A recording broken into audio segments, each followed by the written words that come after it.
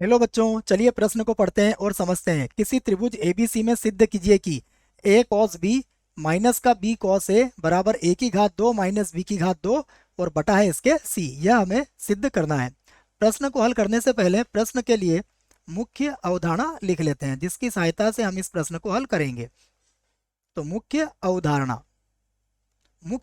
में हम त्रिकोणमिति से संबंधित एक सूत्र को लिखेंगे, जिसे कहते हैं कोज्या सूत्र।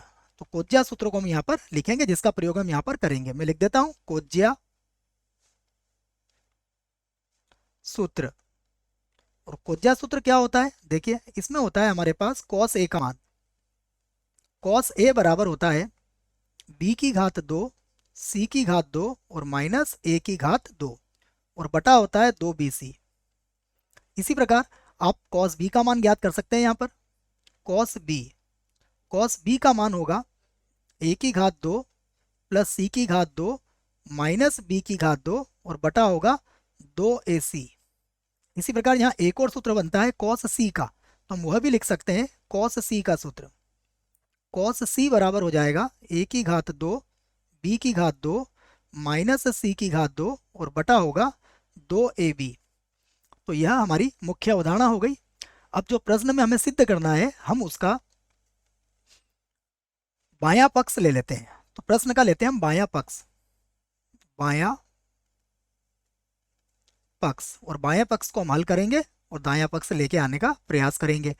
तो बायां पक्ष से हमारे पास a cos b माइनस का b cos a, और यहाँ पर अब हम सूत्र लगा देते हैं कोज्या का, जो हमने पहले से ही लिख लिया है। तो सूत्र बनेगा a और गुणा cos b का मान होगा a की घात 2 प्लस c की घात 2 और माइनस b की घात 2 और पूरे के बटे में यहाँ पर होगा 2ac। उसके बाद माइनस, अब b को हम वैसे ही लिखेंगे।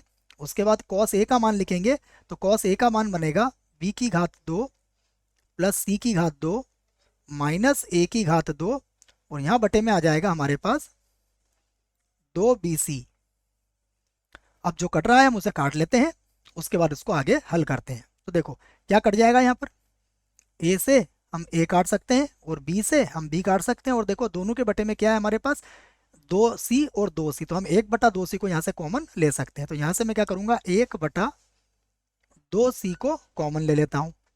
अब हमारे पास क्या बचेगा, यहाँ पर बचेगा a की घात 2 प्लस c की घात 2 माइनस b की घात 2। देखो यहाँ चिन्ह बदल जाएगा, तो ये होगा माइनस b की घात 2, उसके बाद माइनस c की घात 2 और प्लस हो जाएगा a की घात 2।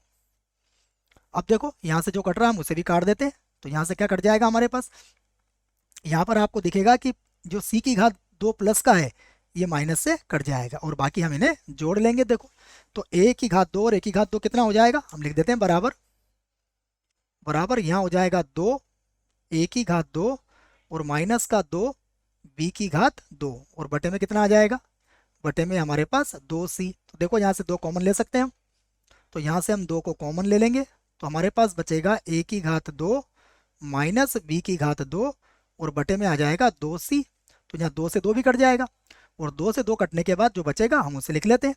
अब हमारे पास बचेगा a की घात 2 माइनस b की घात 2 और बटे में आ जाएगा c।